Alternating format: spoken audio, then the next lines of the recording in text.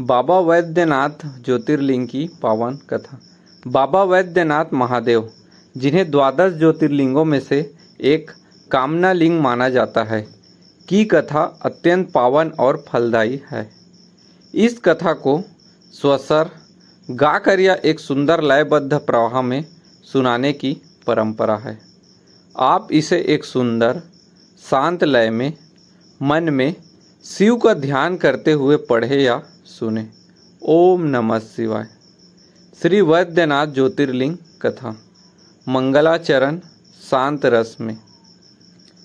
जय शिव शंकर जय त्रिपुरारी, हरहु नाथ मम संकट भारी।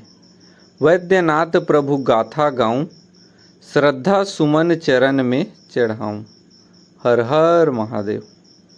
कथा का प्रारंभ लयबद्ध प्रवाह। यह कथा है त्रेता युग की, जब लंका का राजा रावण अपनी शक्ति के मद में चूर था। वह परम शिव भक्त था, किंतु उसका अहंकार भी असीम था। उसने भगवान शिव को प्रसन्न करने के लिए हिमालय पर घोर तपस्या प्रारंभ की। एक एक करके रावण ने अपने 9 सिर काटकर शिव जी की चरणों में अर्पित कर दिए। जब वह अपना 10वां और अंतिम सिर काटने चला, तब भोलेनाथ उसकी इस अनन्य और कठोर भक्ति से अत्यंत प्रसन्न हो गए। शिव जी का प्रकट होना। प्रकट भये प्रभु भोले भाले, भक्त जनों के संकट टाले। कहा शिव ने मांग वरदाना, जो चाहे सो ले जा रावण। शिव जी ने रावण के सभी कटे सिर फिर से जोड़ दिए और उसे अपार शक्ति का वरदान दिया। तब रावण ने हाथ जोड़कर कहा, हे प्रभु, आप मेरे साथ लंका चलिए और वहीं निवास कीजिए। शर्त का बंधन। करुणामय शिव ने रावण की प्रार्थना स्वीकार तो कर ली, किंतु एक शर्त रखी। शिव जी ने एक दिव्य शिवलिंग रावण को दिया और कहा, ले जा इसे पर रखियो ध्याना, भूमि पर इसे कहीं न गिराना। जहाँ छुएगा यह भूतल को, वहीं स्थापित होगा पल को। देवताओं की चिंता और लीला। अब रावण शिवलिंग लेकर लंका की ओर चल पड़ा। इधर देवताओं में खलबली मच गई। वे जानते थे कि यदि शिव जी लंका में स्थापित हो गए तो रावण अमर और अजेय हो जाएगा। देवताओं ने तुरंत भगवान विष्णु से प्रार्थना की। भगवान विष्णु ने अपनी माया रची। उन्होंने वरुण देव को रावण के पेट में प्रविष्ट करा दिया। अचानक रावण को तीव्र लघु शंका यानी कि पेशाब की इच्छा हुई। वह व्याकुल हो उठा, किंतु शर्त के कारण शिवलिंग को जमीन पर रख नहीं सकता था। बैजू ग्वाले का आगमन। तभी विष्णु जी की माया से वहां बैजू नाम का एक सीधा साधा ग्वाला यानी चरवाहा आया।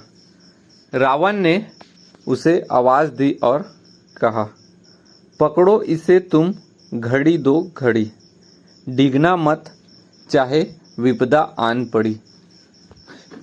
भूमि पर इसे मत धरना भाई, मैं अभी लौटा सुनो रघुराई। ग्वाले ने शिवलिंग हाथ में लिया, पर वह शिवलिंग पल पल भारी होने लगा। भगवान की माया से उसका भार इतना बढ़ गया कि बैजू उसे संभाल न सका। लाचार होकर बैजू ने शिवलिंग को वही भूमि पर रख दिया। स्थापना और रावण का क्रोध। जैसे ही शिवलिंग भूमि से छुआ, वह वही स्थापित हो गया। जब रावण लौटा तो यह देखकर उसके क्रोध का ठिकाना न रहा। उसने अपनी पूरी शक्ति लगाकर शिवलिंग को उखाड़ने का प्रयास किया, लेकिन शिवलिंग टस से मस न हुआ। क्रोध और निराशा में रावण ने अपने अंगूठे से शिवलिंग को ऊपर से दबा दिया, जिससे वह थोड़ा पाताल में धंस गया। अंततः हारकर निराश होकर रावण लंका लौट आया। वैद्यनाथ धाम का प्रागट्य। इसके बाद ब्रह्मा, विष्णु और अन्य देवताओं ने आकर उस शिवलिंग की विधिवत पूजा अर्चना की।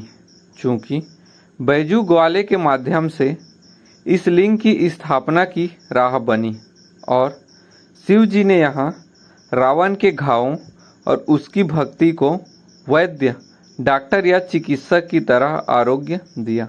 इसलिए इस पावन स्थल का नाम वैद्यनाथ और लोक भाषा में बैजनाथ पड़ा।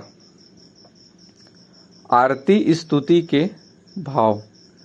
धन्य भूमि देवघर की पावन, जहाँ विराजे शिव मन भावन। काम न लिंग जो कोई ध्यावे, मन वांछित फल सो जन पावे।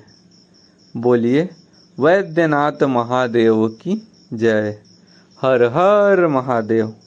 ओम नमो पार्वती पतये। हर हर महादेव।